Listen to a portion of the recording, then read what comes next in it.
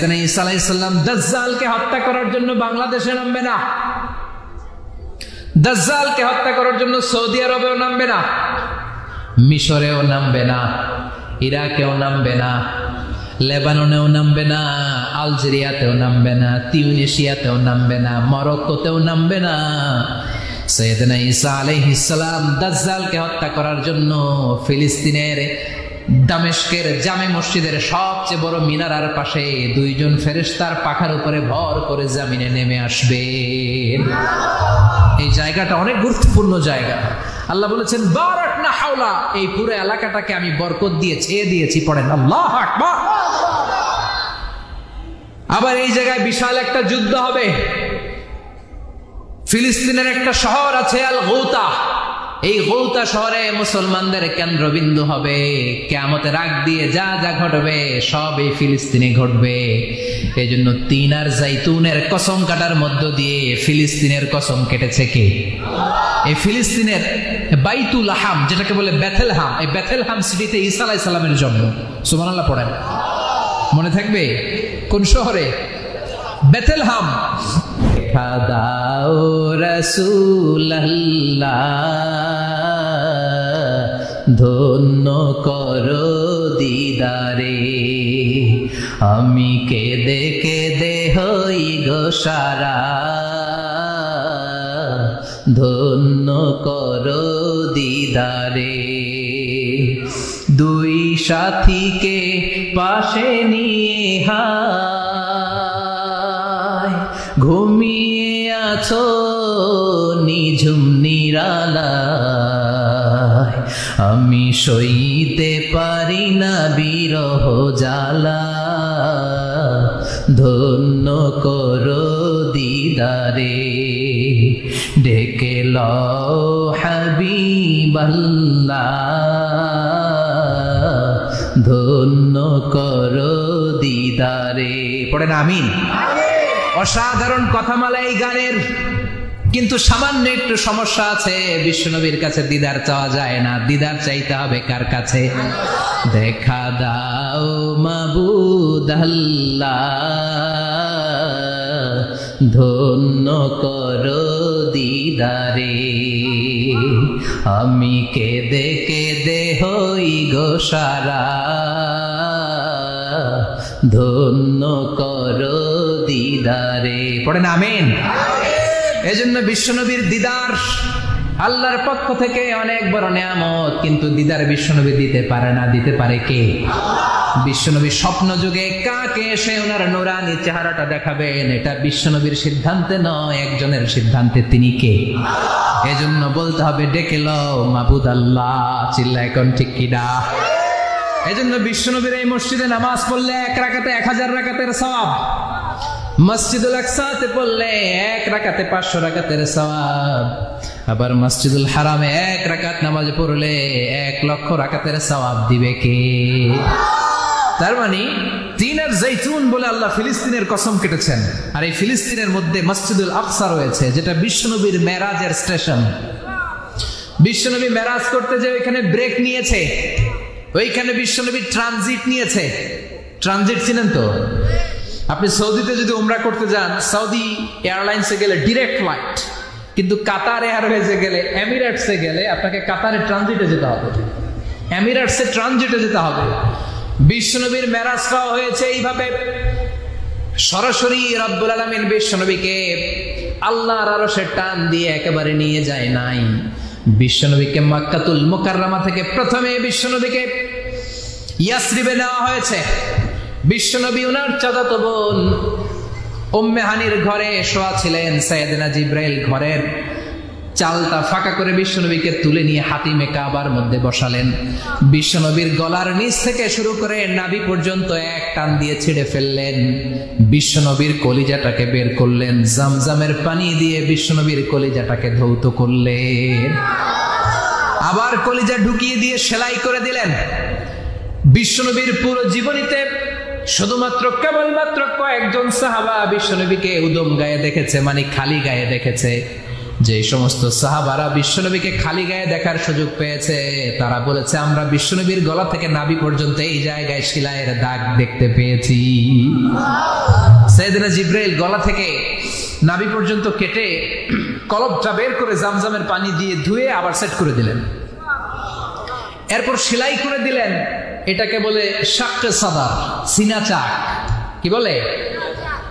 ডাক্তারি ভাষায় বলে ওপেন হার্ট সার্জারি। নাম শোনেন নাই?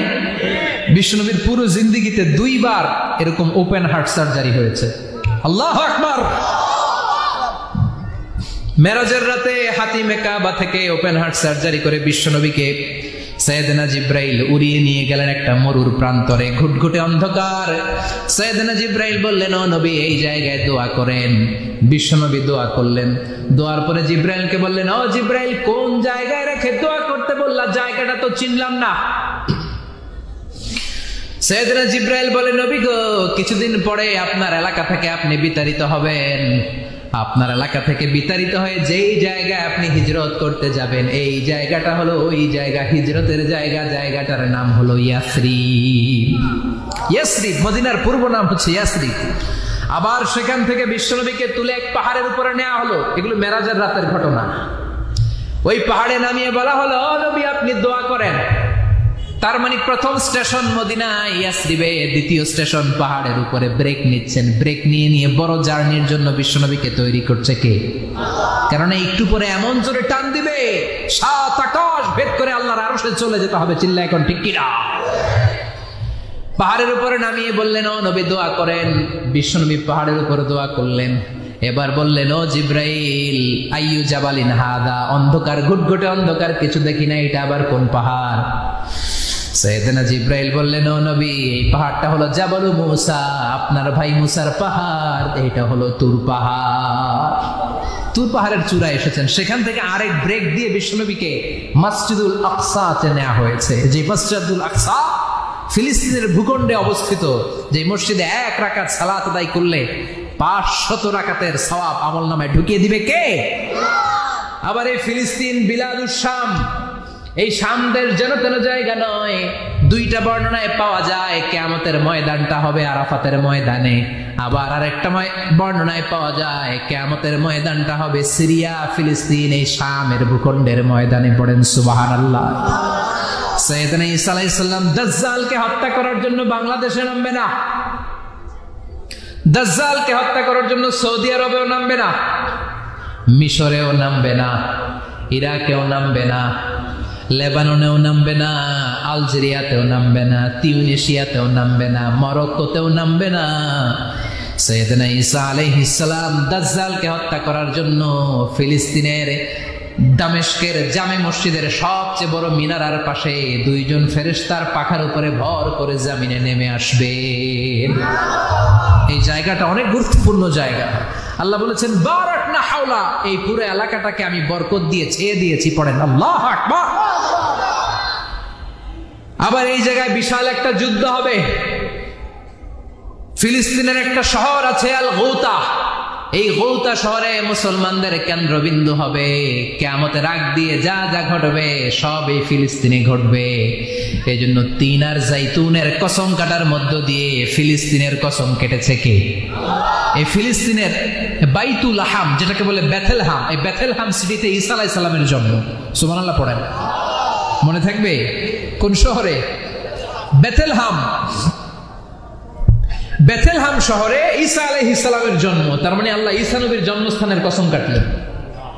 এরপর আল্লাহ বললেন, ওয়াতুরে সিনিন, তুর পাহাড়ের কসম, সিনাই পর্বতের কসম। তুর পাহাড় হলো মিশরে, মিশর হলো মূসা আলাইহিস সালামের জন্মস্থান। আর ওয়াহাদাল বালাদিল আমিন, এই নিরাপদ শহরের কসম, মানে মক্কাতুল মুকাররমার কসম। মক্কা মুকাররমা কার জন্মস্থান? জোরে বলেন, আরো জোরে বলেন। বিশ্বনবীর জন্মস্থান। 3 জন বড় বড় পয়গাম্বর যেই 3 দেশে এসেছে, আল্লাহ 3টা দেশের কসম কাটলেন। 3টা বড় বড় শরীয়তের ধারক বাহক এই 3 জন নবী, উলুল আজমি মিনার রাসূল। এজন্য আল্লাহ বললেন, ওয়াত-তিনি ওয়াজ-যাইতুনি ওয়া তুরি সিনিনা ওয়া হাযাল বালাদিল আমিন। 3 আর জাইতুনের কসম, মানে ফিলিস্তিনের কসম।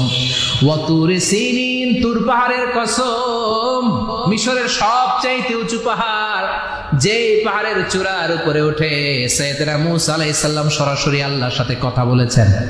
ওয়া কাল্লামাল্লাহু মূসা তাকলিমা, সরাসরি without any media, without any via সাইয়েদনা মূসা আলাইহিস সালাম আল্লাহর সাথে কথা বলতেন।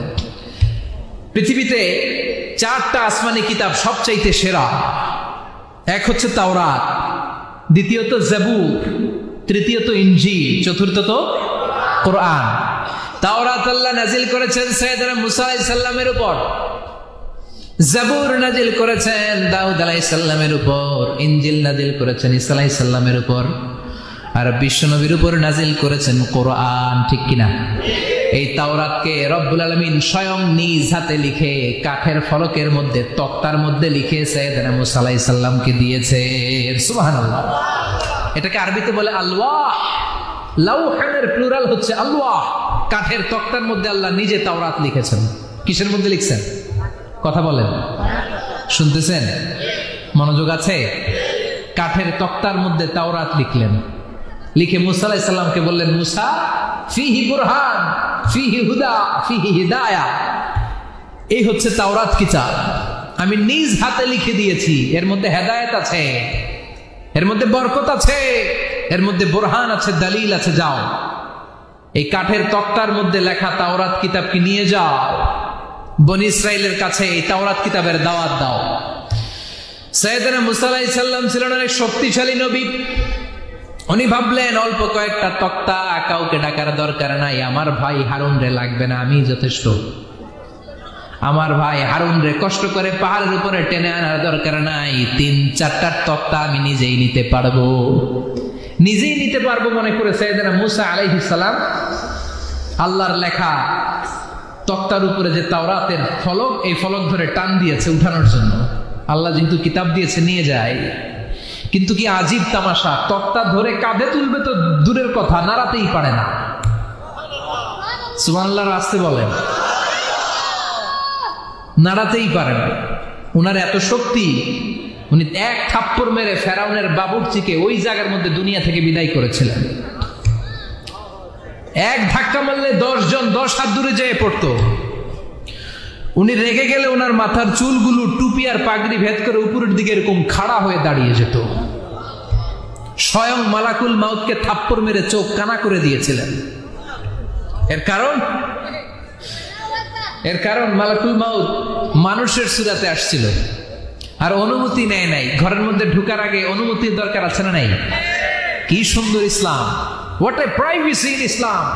কত সুন্দর প্রাইভেসি ইসলাম আমাদেরকে শিখিয়েছে। আপনি ঘরে ঢুকবেন, অনুমতি নিয়ে ঢুকবেন। কার কথা? এক সাহাবী বললেন, নবী আমার ঘরে 2 ঘর। কয়টা? 2টা মাত্র রুম। এক রুমে থাকে আমি, আর এক রুমে থাকে আমার আম্মা জান। যেই আম্মা জানের বুকের দুধ খেয়ে আমি 10 মাস পেটের ভেতরে ছিলাম, 2 বছর বুকের দুধ খেয়ে বড় হলাম।